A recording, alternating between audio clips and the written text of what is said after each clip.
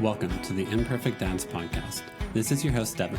We believe dads care deeply about their family and kids, but they don't always have a space to discuss what their life looks like.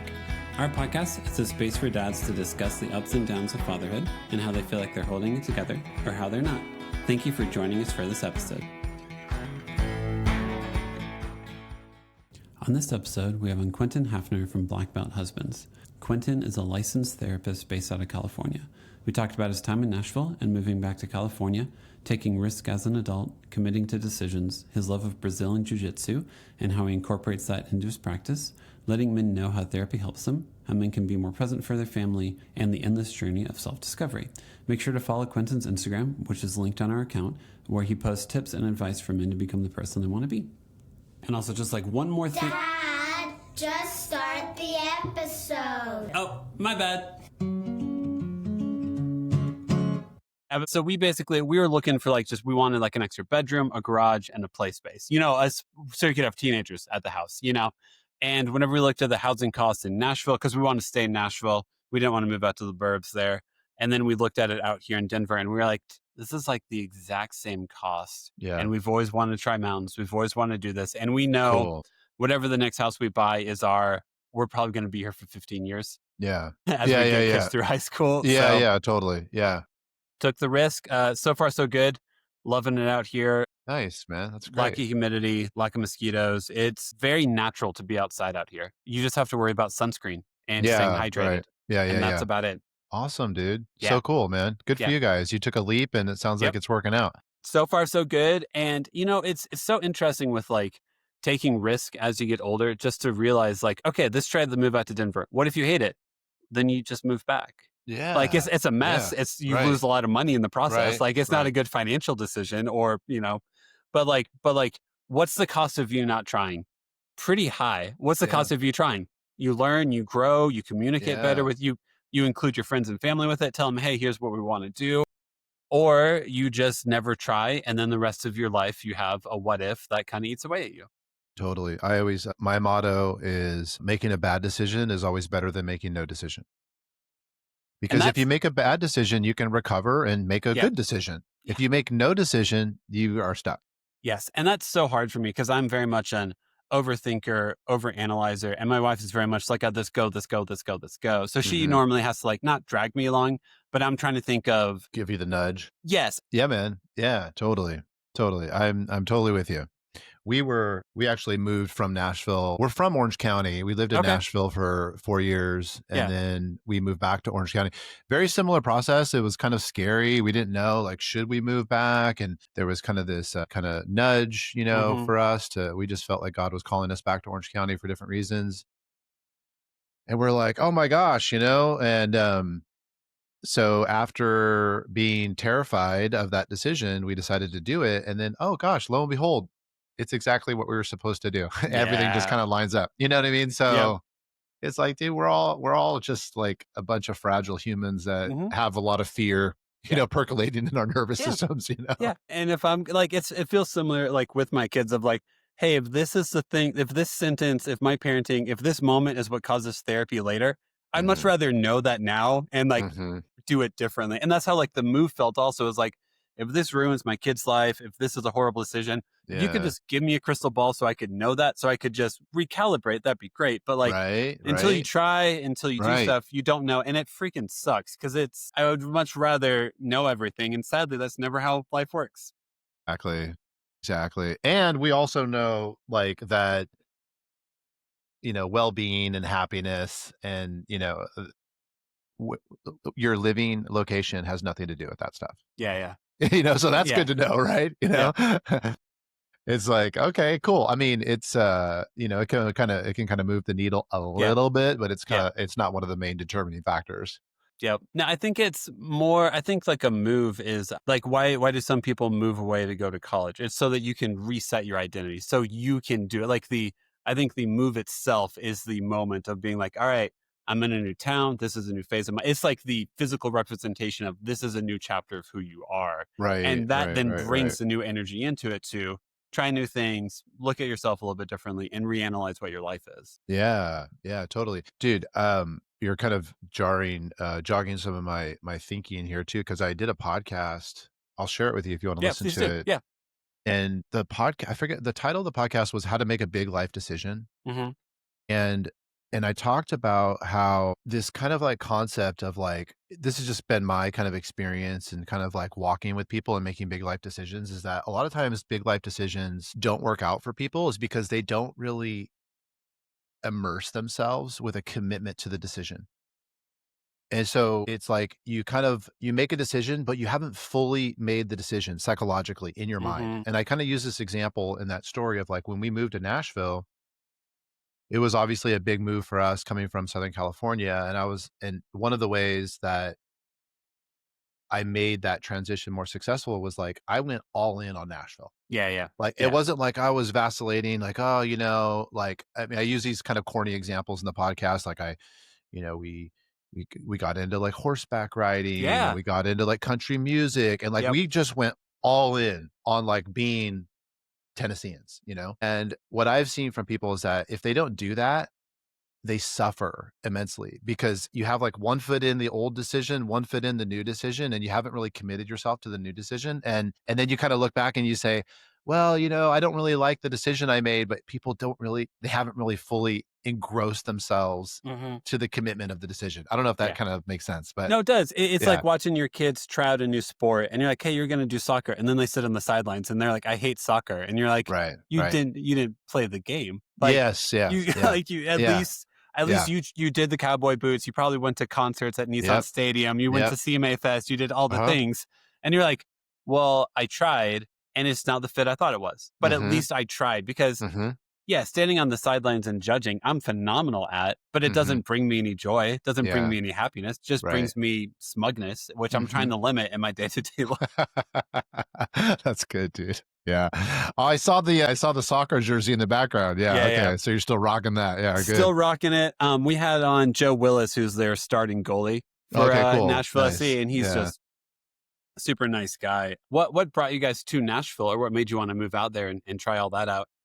Yeah, it was mostly politics. It was that kind of like political climate during COVID. We had some friends that moved to Nashville Yes. ahead of us. And so we would go back and we would visit them and we're like, "Oh man, we were in Franklin and we're like, man, Yeah. we really liked it. Yeah. Great people. We love the open space and it's just kind of one of those moments where like, dude, let's just go for it. Hmm. Like let's just go for it. So we ended up going for it. We bought a house. We absolutely loved it there. I have nothing Yes. bad to say about Tennessee or Franklin.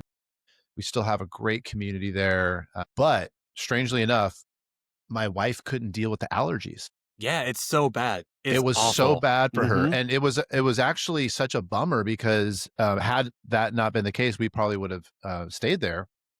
But we just look at it like God had other plans for us, and like I said, we feel like her not being able to kind of do well there physically was kind Hmm. of just the catalyst for us to come back, which Yeah. is that's kind of how we look at life. And but yeah, she got wrecked. Hmm. And, Yep. we tried everything under the sun to try to make it better. And then eventually she just got to a place where she's like, I don't think I could live here anymore. Yeah. Yep. So that was kind of like our kind of Nashville story.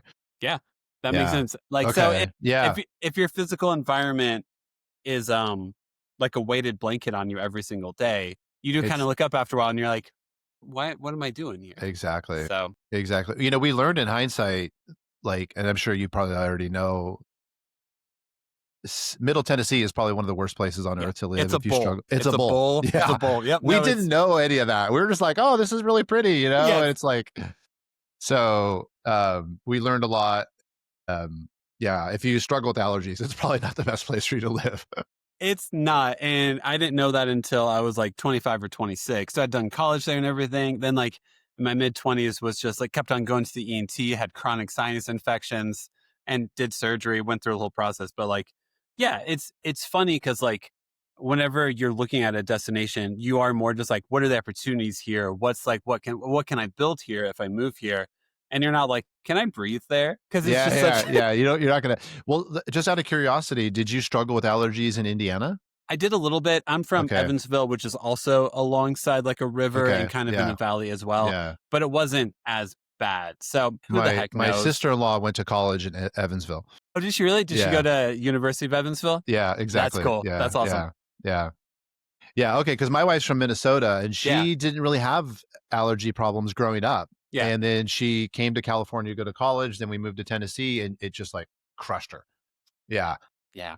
so, Turns out yeah. breathing is important. Who would have guessed? Yeah, yeah, yeah, man, all that, and then it's, like, it's kinda crazy making too, because everybody has, like, a solution to it, they're like, "Oh, God, try yes. this," or Have the you tried local local honey? the local honey. I'm like, "Dude, I'm gonna bitch slap the next person that tells me to try the local honey," you Have you know? eaten the raw pollen? Are you taking spoonfuls of raw Yeah. pollen yet? Yeah.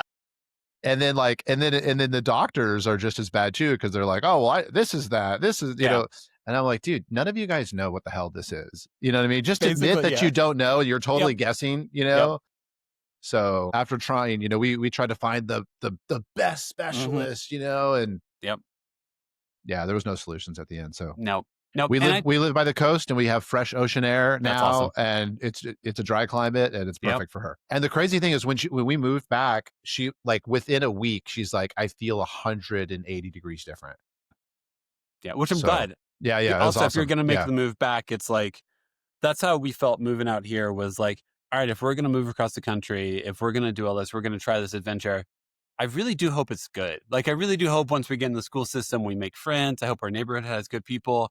And we got lucky that, like, our neighborhood, we're in like a little subdivision where everyone rides the bus to school together. We're all about the same age as all the parents. We all have about the same age kids. We like the school they go to. And we're like, man, if that didn't exist, this whole move would have we would have seen a lot more opportunities for regret and questioning yeah, it. yeah, So, yeah, yeah, yeah. Okay, cool, man. yeah, Yeah, lucky. I try to hold things loosely. You move across the perfect. country, you try things, and you're like, what are you doing? Well, I can't control a lot of things, but I know what my intentions are. My intentions are to find community, enjoy being outside, and hopefully enjoy this next chapter. And if that's Yeah, happening, heck yeah, because I can only control so many things in that. it's a great attitude, man. That's a great attitude for sure. I love that. Thank you. Yeah, Anyway, tell me more about you. I know you do. So you do like, is it karate? I don't know a lot about karate or that's any of okay. that. I'm Yeah, going yeah, to use yeah. the wrong terms as I It's talk to you. totally So, okay. tell me about who you are and what you do. Okay, so it's not karate, and that's okay. Sorry. That's okay. I practice Brazilian Jiu-Jitsu. Cool. Okay. Okay. Yeah. So it's I mean, if you're not familiar with it, it's I'm not. okay, cool. It's a martial art, but like think about karate and kung fu and taekwondo. Those are all called striking arts. So you do a lot of punching and kicking. And Brazilian jiu-jitsu is a grappling art. So it's more like wrestling. They call it submission wrestling. So it's like we're wrestling and we're trying to, win by, you know, breaking arms, breaking legs, and putting people unconscious. So instead of punching and striking and Yeah. kicking, we're just, you know, we're grappling. Okay. So Yeah. yeah, so I got into that. That's super, it's kind of like my little hobby. That's fun. Been doing that for a little while. So as on like a more professional level, I'm a marriage and family therapist by trade. Okay. Yeah. So I've been a marriage and family therapist for, I guess almost 20 years now. My business is I mostly work with guys who are, whose marriages are kind of like in really bad places. That's Mhm. just kind of like I've developed that niche of kind of Yeah. people find me in that kind of stage of life. Yeah. And then that kind of segues into like the book I wrote, Black Belt Husband, because I use Brazilian Jiu Jitsu as like a metaphor for marriage. Like, hey, like in the beginning of Brazilian Jiu Jitsu, you're kind of a beginner, you're a novice. This is kind of what life looks like. And then also in marriage, in the beginning, you're kind of a novice, you don't really know. And so I kind of use the progression of Brazilian Jiu Jitsu to make like a contrasting comparison for marriage. Like, hey, in the beginning, this is what it looks like. And then as you go up, and then eventually, if you become a black belt as a husband, this is what it looks like. Yeah. So I'm kind of merging my two worlds, Cool. jujitsu and as a marriage and family therapist. And Yeah. yeah, that's what I do. Yeah. That's cool. That's Yeah. cool. Yeah. What made you choose jujitsu as your practice? Well, I don't want to, I mean, I'm happy to geek out on jujitsu if you want, because Yeah. as I can, but sometimes people are like, oh gosh, Yeah. it's, What were the elements of it that made you intrigued by it and want to dive into it more? yeah. So dude, it was really weird when we had our first son. I had this like almost like an existential kind of moment of feeling like I needed to learn how to protect him. And so I just kind of went down the rabbit hole of like self-defense and kind of martial arts. And that's definitely not my, I was like a surfer and a baseball player, you know? Yeah, you're a Californian. Yeah. Yeah, exactly. And you know, in kind of talking to, you know, lots of different people and doing a lot of research, you know, I found out that Brazilian Jiu-Jitsu was probably, you know, this is by my opinion, you know, it's the most difficult martial art and it's the most effective martial art. And so I was like, Okay. I'll do that one, you know. So I started and had a lot of fun and you know, kind of never looked back. And dude, it's been so good for me as a person too. It's Yeah. grown me so much as a person, as a, you know, I always tell people that, you know, and the thing about Brazilian Jiu-Jitsu, I don't know if you kind of know this, but it's gotten super popular like in the last Yeah, 10 that's what I years. thought. Yeah. Yeah, I mean, it's like, you know, people like Joe Rogan do it, so he Mhm. talks a lot about it on his show, and it's just Yep. gotten super, super popular. And the reason it's gotten so popular is like a couple things.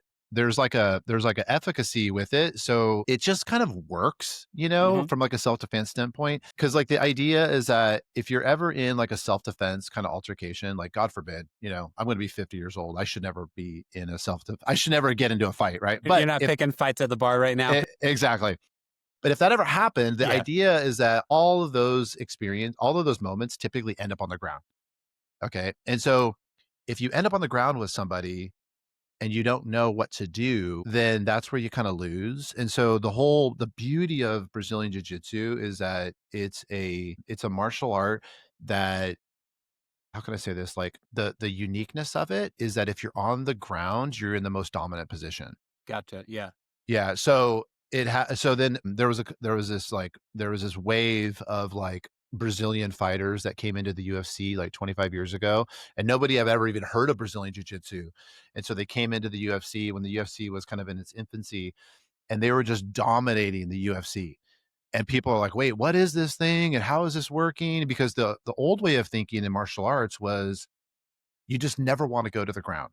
You know, Okay. if you end up in the ground, if you end up on your back in a fight, it was like the worst place that you could be in. Gotcha. But then these Brazilians came in and they're like, no, we like being on our back because it sounds crazy, but that's a very dominant position in Yeah. Brazilian Jiu Jitsu because there's a lot of submissions from that standpoint. Mhm. So it became, you know, really popular. And yeah. And so I kind of caught the wave, you Yeah. know, like 13 years ago, I guess now, like, yeah, like 13 years ago. And yeah. And I have incorporated it into my business in the Yeah. sense of like, because I'm working with guys, you know, and it's a way to kind of appeal to kind of like the inherent kind of masculinity Yep. and, you know, guys, you know, because I go into this other diatribe that most, you know, the ratio of marriage and family therapists is like 4 to 1 female to male. Really?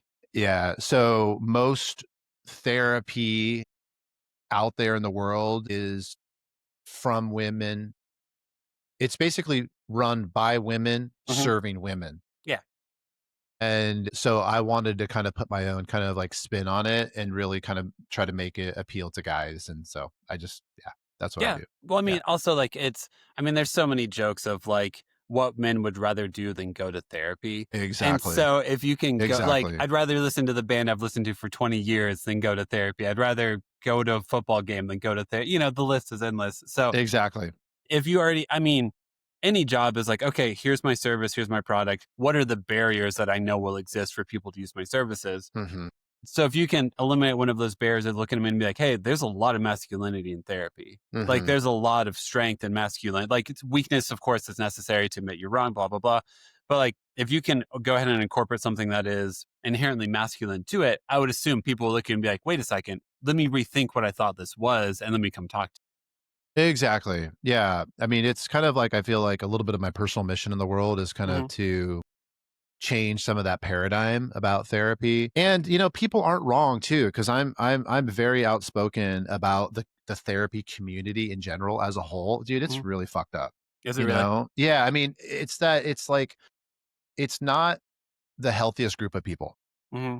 And which is very ironic because most therapists are supposed to be kind of the zeitgeist of mental health and they are not mentally healthy. Yes. And so I'm very outspoken about that. I am when people are like, "Oh, I don't want to go to therapy," I'm like, dude, I wouldn't want to go either, right? Yeah, Because yeah. like, what has your experience been? Who do you know as a therapist? But that being said, I think there's a place to, I think there's a place for every guy to have an experience in therapy. It doesn't matter your background, doesn't matter where you come from. We all have a certain degree of trauma that if we Mhm. don't address, it's going to impact our lives. Yep. And but unfortunately, there's just not a lot of great role models for men in therapy because, like, first of all, that ratio 4 to 1, and then even a lot of the guys that are therapists. I mean, I'm sure they're good guys, but they're not guys. Mhm. They're not the kind of guys that that you necessarily want to hang out with all the time. So it's unfortunate, but I feel like I'm on a little bit of a mission to try to change the industry, kind of one person at a time, if I can. Yeah. I know if I've gone to therapy or counseling, the way that's helped me the most to think about it is just in the terms of patterns. So I've got a pattern that I keep repeating that my own defense mechanisms, my own logic, I can't get Hmm. out of. And that's Hmm. whenever I look to a therapist to be like, hey, here's my pattern. Help me see the Hmm. other options because I'm not finding the other options here. And Right. whenever I approach it like that, I know I'm much more in a posture of thinking about like it takes something that feels illogical to me, makes it logical, and then I know how to communicate it better. For whatever reason, that helps me a ton. Oh, that's great. That's great. Yeah, no, that's great because you're probably super. You're going to be maybe more self aware than Yeah, maybe. a- sadly, yeah, Yeah, yeah.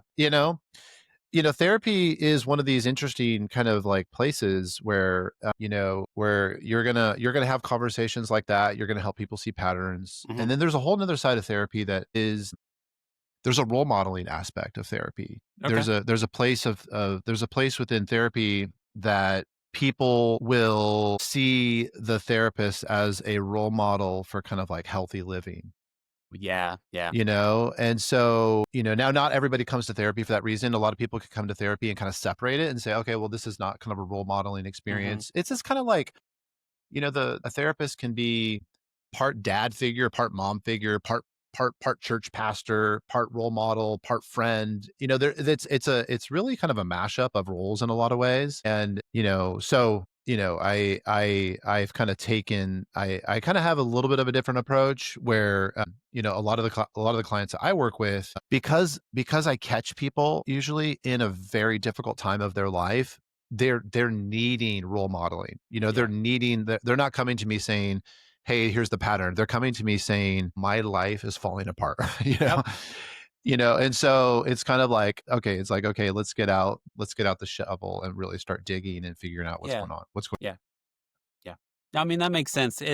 I wish healthcare and mental health was treated differently, but it is usually like, hey, this hurts. I need to go see a doctor. And it's like, what if you were able to get ahead of that? What if like you're able to notice the patterns, notice like, hey, my dad had open heart surgery a couple years ago because he noticed whenever he went on his run, it felt like his heart skipped a beat. And my mom was like, you're going to the doctor. Like you were not waiting until this becomes right. something else. So like what if there's a system that existed in which like you feel the dissonance inside yourself, you feel the unrest inside yourself, and then you go to talk to someone before you burn down your life and you almost ruin your marriage? Like, Mhm. how do we make that more acceptable? Of hey, when you had that conversation and you felt like you wanted to have a drink afterwards, there's something going on inside of you. Let's talk about it instead of just coping with it.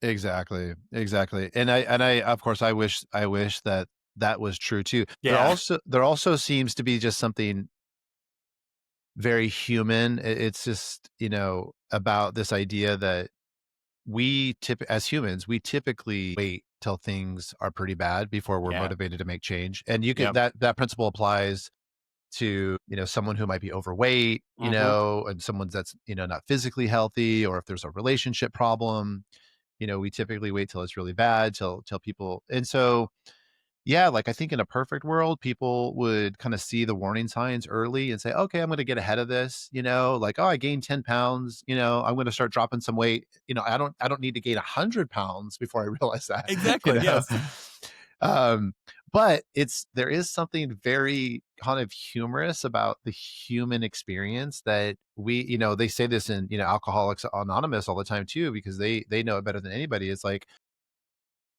you have to hit rock bottom before you're going to get sober. And like, nobody is going to get sober, like, generally speaking, nobody's yes, ever going to get sober until they hit rock bottom. And so much to the point where, like, if you go to an AA meeting And if people can tell that you haven't hit rock bottom, they'll tell you, just go away. Like Yeah, yeah. leave the meeting, go out into the world, go hit your rock bottom, and then come back, and then we can support you. Because we know that if you don't have that rock bottom experience, you're not going to make the changes that you need to make. Now, sometimes every now and then people are able to, that universal kind of truth doesn't apply to them, Mhm. but for the most part, I feel like there's something in our humanity that we like, and this goes into kind of like the mental health world too. Like people wait till things are really bad before Yeah. they're motivated to make change. Yep. I wish that wasn't true though, but it I is wish it true. wasn't. You It is know? true. You know? It is that moment of like you're talking to a friend who you can see going down a path, and you're like, "Hey, you don't have to be this person. You can redirect. Like now's the moment to redirect." And you can tell they're not listening. They're Like glazed over. they're Yeah. just like, "Oh yeah, no man, I hear that. I hear that." And it's like, "No, no, no, man. Like just try a week without drinking. See how you feel." No, Right. totally a week without drinking. You're currently opening up another beer bottle, man. Like Yeah. like Yeah. so until they feel that pain and that discomfort that only comes with a true rock bottom, yeah, then it's kind of like, I'm going to still say the things because I don't know how to not tell you to not be this person. But like, until you believe it, man, it doesn't, you're not going to make the changes. So, Yep. You know, and I think I've just kind of arrived at a place of acceptance, around that. And it's just kind of like, it's like, hey, when everything falls apart, come yeah, chat with me. I'll be your guy. And yep, until then, I wish the best, yeah. but it's Good luck why on your descent. exactly, and I've been on the descent too. And I Yeah. know like from firsthand personal experience that, my descent, my rock bottom moment was the catalyst that changed my life. And so I'm Yep. so grateful for that. Yeah. It's also the reason why I don't do premarital counseling because it doesn't work. And it's just like a total waste of time, And because what happens in premarital counseling is like you have two people that are really excited about Hmm. being married. And do you think that they're really going to look at the glaring red flags that are inside their relationship? God, no. Of course not. Yeah. And I don't and it's like even if I showed them and I said, "Hey, these are the top 5 things that you have to change or else your marriage is gonna get wrecked." They're gonna be like, "Oh, okay, yeah, well, we'll think about Totally. that," right? Totally. And so but I just say, "Hey, get married, have a great time, within the first 18 months, things are gonna start to get pretty rocky, Hmm. and then just reach out, because Yeah. that's when we can do the work, but we Yeah. can't do the work ahead of that feeling because it won't make sense to you until you Yeah. feel the pain of what we were talking about." Yeah. Exactly. When we did premarital counseling, the approach that our like pastor at the time had with it was just discussing family structures, which Mhm. I think was an extremely smart thing to do. Okay, what's like let's go through your family history.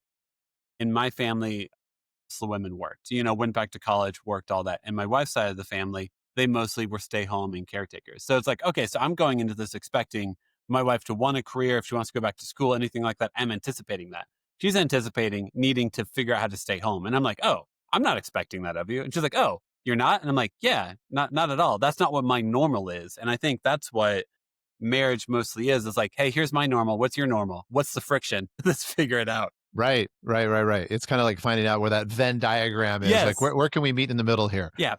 Yeah. So That's that's great, man. Yeah, That's cool. What do you feel like yeah. since you are a therapist for men who are mostly in bad places? Can you speak to like where you feel like men are normally or what like I'm trying to think of how to ask this without you breaking HIPAA. Like what do That's you okay, normally yeah. see like as a therapist for men who are in bad places? Like what's the type of scenario you normally run into? Okay. I think most of the clients I work with are married. Okay. So the way that it kind of shows up in my business is that usually marital problems are kind of like the first and most obvious sign that something's not working. Hmm. Usually guys are, doing pretty, okay in their careers, sometimes they're doing extraordinarily well in their careers. So guys are really good at compartmentalizing. So it's like, okay, like my business world is really great.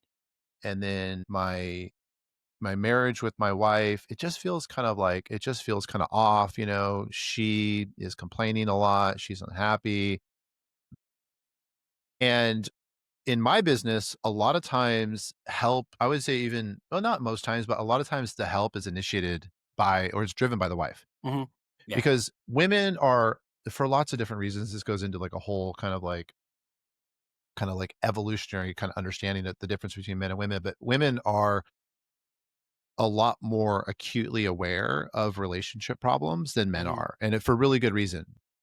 And so they are a lot more sensitive to something not working right. That's why women are kind of like, "Hey, we should go talk to somebody." And guys Yeah. like, "What are you talking about? Everything's What's fine." wrong? Yeah. Exactly. So that happens a lot. And then what happens is when we so the relationship problem is usually the most kind of glaring, obvious, kind of blinking light Mhm. on the surface, but what we realize is that the marriage problem is actually just a symptom of deeper kind of individual problems within the person, and it could be within the husband or the wife, but I mostly work with guys, so I'll talk about it from a guy standpoint. Something that one of my little kind of Quentin cliches is that there are no such thing as marriage problems. There are only individual problems Yeah. disguised in the marriage. Yep. Okay, so it's kinda like, and that goes into, your family history, kinda like some of the Mhm. stuff that you kind of were alluding to, family of history, trauma that you've experienced, Mhm. identity, your belief systems, just your emotional intelligence, how do you process emotions, all that stuff, which, you know, guys are really not that good at that stuff, Mhm. and, it's not necessarily their fault, they just haven't been trained on how to do that, and so what I like showing guys is that how getting really good at that stuff and kind of winning in that department actually translates to tons of success in other Yeah. domains of their life, including business. Yeah. Because a lot of guys can't make that connection. They're kind of like they separate it. They're like, okay, like my life is two dimensional. Like work is good, and then I gotta go talk to this person about my marriage. It's kind of annoying. And it's like, no, no, no. I want you to see how fixing the things that are going on inside your relationship are Yeah. actually directly translated to you making more money, being more successful in your occupational world. Yeah.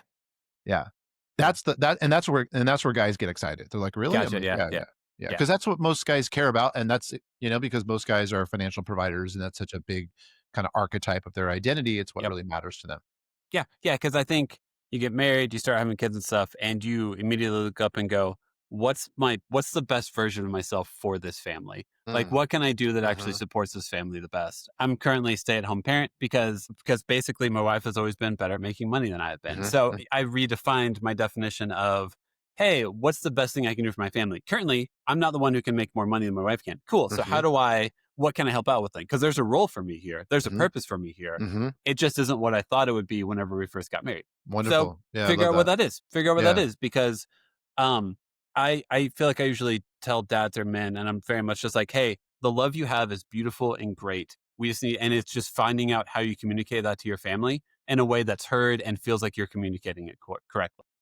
Because I think that's what I feel like most men's disconnect is like I feel like I'm trying to communicate that I love and care my family and it doesn't connect. And it's like Mm, that happens and that sucks. And I'm sorry that's where you're at. Let's figure it out. mhm. Let's talk about your messaging. Let's figure this out. Perfect, dude. I love that. I love that. It's such a simple way to kind of, like, think about it. Yeah. Most guys, I mean, I'd be curious to see if this has been your experience, but in my experience, most guys show love in this kind of utilitarian, kind of dutiful way. Hmm. I go to work, I'm a provider, or yeah, the best way I can say it is like in a utilitarian way. They have a hard time connecting that maybe their spouse doesn't receive the love from that Hmm. utilitarian kind of aspect. It's like, well, like I mowed the lawn, I cleaned the garage, I washed Yeah. the car, I did the dishes, I took a, I spent time with our kids. Yeah. And it's like all those things are awesome. Keep doing all of those things. It's not to diminish how important that stuff is and how valuable that stuff is, and this is where, like, I think, and this is something I love talking about too, is that like the difference between male and female psychology. It's like I always ask my clients, I said, "Hey, have you ever taken a class in female psychology?" And they're like, "What's that?" I'm like, "Well, men and women think vastly different about the Yeah. world. Yeah. And I bet if you've never taken that class, of course, that class doesn't really exist. It's kind of more of like a hypothetical Yeah. class. Yeah. Yeah. Yeah. Yeah. It's like if you've never taken that class, you probably don't know how your wife thinks about things. Mhm. And if I could show you how your wife thinks about things, and it would change how you kind of show up, because instead of banging your head against the wall trying to do that thing Yeah. that doesn't really work, or it Yeah. doesn't really get the reward that you're looking for, it's like all we have to do is like shift it a little Yeah. bit, do this thing, Yeah. And you'll and be you're going to good. be the hero. You are. You are. That's how another analogy I've found is like I do all the cooking for the family and stuff like that. I'm a pretty good cook. And I always think of like, okay, if I'm really good at baking things with gluten, but the person who I'm giving it to is gluten free and it destroys Mm, them every time I make it for it, it doesn't matter how good of a bread I bake. It doesn't matter how beautiful of a cake I bake. If it hurts them every time I give it to them, it doesn't matter. So, like with my kids, this is how I normally express love. How do they receive it? Not the way you want to express it. Cool. Well, I now need to remind myself my love is good, my love is beautiful. How can I make tweaks to it to communicate it? Because I think that's where I would go as a younger version of myself. Is like, well, if how I communicate this naturally is bad, then there must be something wrong with me. And exactly. Yeah. it's like, Yeah. no, no, no, no, no. Your love Right. is beautiful. Your love is great. Let's figure out how else you can express it in which it connects better. And then you're going to be great. Mm-hmm. Mm-hmm. Exactly. So instead of kind of collapsing Yeah. underneath the shame of like, I'm a failure, I'm a screw up, nobody My loves love isn't me. good Yeah, enough. I'm not good enough. Yeah. It's like, no, it's perfect. Yeah. We just got to make some adjustments. That's Yeah. it. And you'll be fine. And you'll be good. Yeah. Yeah. And that's actually, by the way, I don't even know if this is what we were supposed to talk about I today, don't but I either. guess. Listen, man, we're sitting down here for 45 minutes and just talking for like 45 minutes to an hour Okay, cool. and just seeing where the conversation. Because, yeah, don't worry. In my head, every single conversation, I'm like, you haven't asked about his life as a dad. And it's like, you'll get to that in a second episode. Yeah. This is where, Yeah. this Yeah. is, Yeah. I'm hippie-ish or whatever. I'm like, all right, what was needed to be talked about today? Awesome. Let's talk about that. Awesome. And Perfect. then if there's a lull, then I have like pivot questions in my head. But no, Okay, man, cool. this is how I want it to flow. So you're good. Okay. You're good. Okay, so I just want to piggyback on that too, because I think Yes. you're making such an important point about shame, and Yes. and how a lot of guys are like, they feel like they're failing Hmm. if the love is not received, and it's like, no, no, like you said, your love is beautiful, your love is good. All you're going to do is kind of like kind of point the target, a Yeah. little bit, and so you can hit the bullseye. That same principle, I feel, is applicable for even guys coming to therapy, because a lot of guys don't want to come to therapy because they have this belief system that if I come to therapy, then I am fucked up, Yeah. Yeah. that something is wrong with me. I am broken. I'm deficient. I'm not good enough. And it's like, no, none of that stuff is true. None of that stuff is true. It's more of like, there's nothing wrong with you. All we're doing is just making these like tiny adjustments and Yeah. tiny tweaks and getting some new insight and understanding so you could be more efficient and effective. And that's something that I just feel so passionate about trying to communicate to people, is like, especially guys, because women, this is a difference between men and women, because women typically don't struggle with that as much. Women don't typically struggle with like, oh, if I go to therapy, then I'm a bad person. They Yeah. don't think that.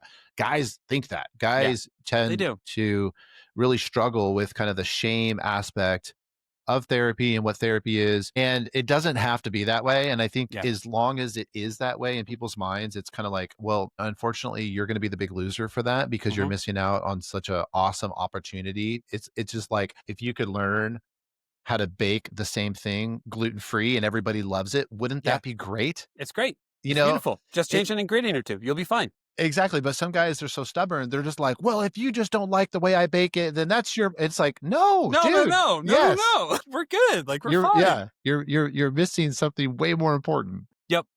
So And that's why once I learned I go to a therapist or counselor because of patterns, because I keep hitting my head against this wall because the pattern I have isn't working. So, hey, what tweaks can you make your day-to-day actions?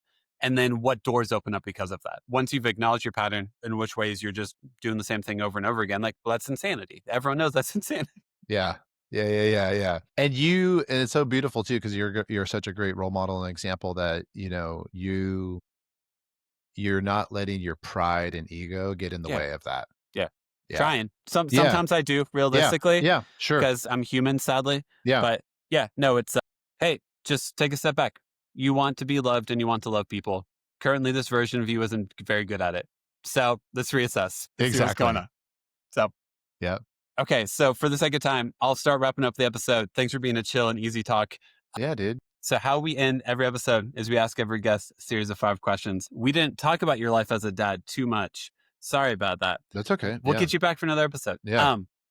I love So being a dad. first question is, did you have any backup names for your kids? Like any names that you almost named your children? Oh yeah, totally. Oh man. Okay, so let me think about this for one Yeah, second. yeah, yeah. I know. Oh yeah, our first son we ended up naming him Levi, Mhm. but he was almost going to be Finn, Finn. Okay, yeah, yeah. Yeah, and I tell him that story now. He's 12 now, and I tell him like we almost named him Finn, and he gets so mad. He's like, "I can't Really? believe you would almost name me Finn. I don't like that name. Why would you even think about that name?" I'm like, "Dude, I How like it. It's dare you? yeah, I think it's kind of a cool name." So, and I can't remember the reason why we decided to go not with Finn, but anyways, Yeah, we went with Levi, and my youngest son is Samuel, and I don't think there was a backup name for Samuel. I think we were going with Samuel the whole time. yeah. That's hilarious that your son would hold a grudge for you making the correct decision. Yeah, You know? exactly. Yeah, just having the thought, it was like the wrong thought. How dare you have the thought? That's awesome. Okay, next Yeah. question. Do you have a favorite TV or movie dad? Dude, that's a great question. Okay, so in full disclosure about Quentin Hafner is I am not into pop culture. Okay, okay. And That probably benefits you in lots of ways. Just we actually don't even have TV at our house. Okay, okay, yeah. that's how kind of like hardcore we are. Yeah, yeah. We have a TV, but we watch movies. We're not, so when you ask that question, I kind of go to more pop culture. I'm like, oh man, like I can't think of anybody. But let me just say this, and I don't know how if you think this way, but like, dude, I feel like dads are so poorly represented Yeah, in yeah. pop culture. Do Until you kind of recently. In the last, okay? like, Have you decade, they is yes. is there been kind of a change? Do you There feel like? has been, Yeah. yes. Okay. I feel like, if you want some good examples, I'm Yeah. not trying to lead you to TV. No, please. Me. Yeah. Go ahead. The dad in Friday Night Lights, fantastic. Kyle Chandler, that actor, or I can't think what it. Coach Taylor, fantastic TV dad, fantastic TV husband. I do think Ty Burrell in Modern Family does the perfect goofy but extremely loving and dedicated father role. Hmm. Because yeah, in the '80s it was Al Bundy, it Al was Bundy. Homer Simpson, Right. it's Peter Right. Griffin. It's all these people who are more goofy. And I do think in the last decade you've got more of the or decade or two, you've got more of like the hey, I could be like that person. Like, even honestly, the dad from Bluey, Bandit, is like super imaginative, always down to play with his kids, always like I admits love when he's Louis. wrong. Yeah. And you're just like, can I be a cartoon dog? Like, how do Yeah. I, Yeah. how do I It's do that? so good. Yeah. What Okay. about, Great. what Yeah. about like books? Is there like a father figure in a book that you can think of that you've always kind of been like, oh, that's a good dad? Mm. Yeah. Great question. Yeah, man. Nothing really comes to my mind. I think that like You're good. yeah, I think that I have more of an opposite response. Maybe this is just kind of like my temperament too. I just feel like, yeah, I keep kind of thinking that it feels so misrepresented on Yeah, yeah, yeah, yeah, what, yeah. you know what I mean? And so I kind Yeah. of go to the negative kind of I more of gotcha. like, Yeah. instead of thinking about it like the good ones. Yes. I apologize. I don't have a good answer for You're that. good. You're good. Yeah. It's Yeah. just, you now have homework to do. That's Yeah, basically, exactly. yeah. No, it's good. Yeah. Think about some good ones. I'll use Chat Yes. GBT to help me out. Perfect. That's awesome. Yeah. Okay, next question. Do you have a go-to replacement curse word? Like whenever you stub your toe in the house and your kids are nearby and you want to curse, but you're like, I probably shouldn't say that word right now. Yeah. What do you say? Yeah. We're a fudge A family. fudge? Okay. Yeah. We're a Okay. fudge family. Okay. Yeah. Now I And know. Yeah, good. And it's kind of like one of those weird ones too, because like I don't really want my kids saying that, like Yeah. super, like maybe around us and at home is totally fine, but like in public, my 9-year-old said it, and I was like, yeah, something happened. He's like, fudge. I'm like, I don't know if I like. It's like it's a borderline one, It's kind of on the edge, Yep. Yep. It's funny So because you're like, I don't want you to say the word, but also it's so obvious what word you meant to say exactly, that it's not exactly. really, oh, It's like the spirit of the word is still the same, which I think is, it's something to grapple so with. that's a great question. Next question. What's one of your favorite like activities to do with your kids or like a toy you play with or something like that? Yeah, so I have 2 boys and they're 12 and 9.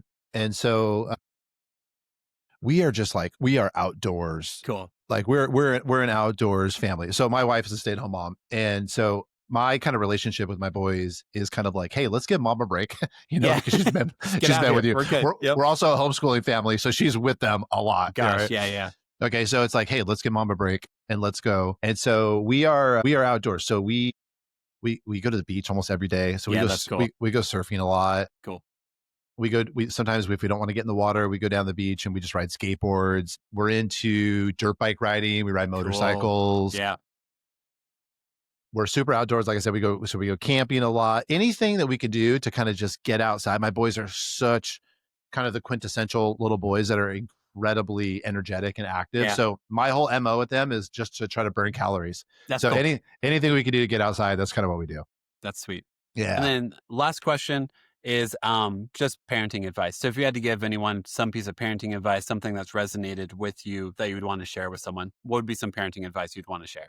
I feel like the more that I can be present with my kids, just the more awesome our relationship seems to kind of be and kind of grows into. And so that's something that's very difficult for me naturally because I have kind of my own kind of twinge of kind of like ADD. Hmm.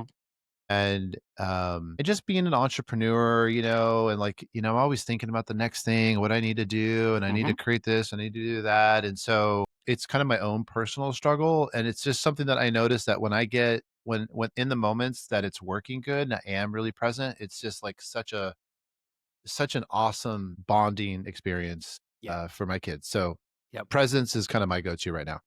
Yep. And anytime I feel annoyed with my kids, I can tell it's because I'm not present in the moment. Like it's Mm, because they're like, "Hey, Dad, what's this? Hey, Dad, what's this?" And I'm like, "I want to do something else." And it's like, "No, stop, uh, man! Like, be yeah, here, just be present." And then for whenever I leave my phone in a different room, something like that, suddenly I'm not as annoyed. Everything's better, and it's like, well, it's yeah, so great. your consciousness is in one place, so Hmm. it helps. It's It surprising. helps. That's so good. Yeah, that's a great tip. Yep. Yep. And then last thing is just moment for self promotion. So if we want to like follow your Instagram, where do we find your book? All that good stuff. Yeah, I mean, if you want to follow the Instagram, it's blackbelthusband.com. Always kind of putting stuff up there about kind of men and marriage. And then same thing, if you're interested in reading the book, it's on Amazon. Hmm. It's pretty easy to find. You could Google it or just search by my name. Yeah. Cool. Awesome. Yeah. And then, yeah, okay, cool, sweet. I did it. You have 4 minutes until your next call. I'll follow up with you an email about next steps, all that stuff. And Dude, nice dude, to meet you, man. yeah, nice to meet you. Yeah, it's great to chat with you. It is absolutely. Thanks for your time. If you're ever out in Denver, let me know. I don't know if I'll ever go to the OC or Orange Yeah. County, but if I Yeah. do, I'll make sure to Yeah. hit you up. Okay. Awesome, Devin. Let's stay connected, brother. Perfect. Thanks, Quentin. Okay. I appreciate it, Okay. man. All right. See you, brother. Bye. Bye. Thank you for listening to the episode. Make sure to follow us on Instagram at the Imperfect Dads Podcast, and make sure to subscribe and rate us 5 stars wherever you listen to us, such as Spotify, YouTube, and Apple Podcasts. The music is provided by The Wild Feathers, and all episodes are produced by me. Make sure to tune in Mondays for new episodes.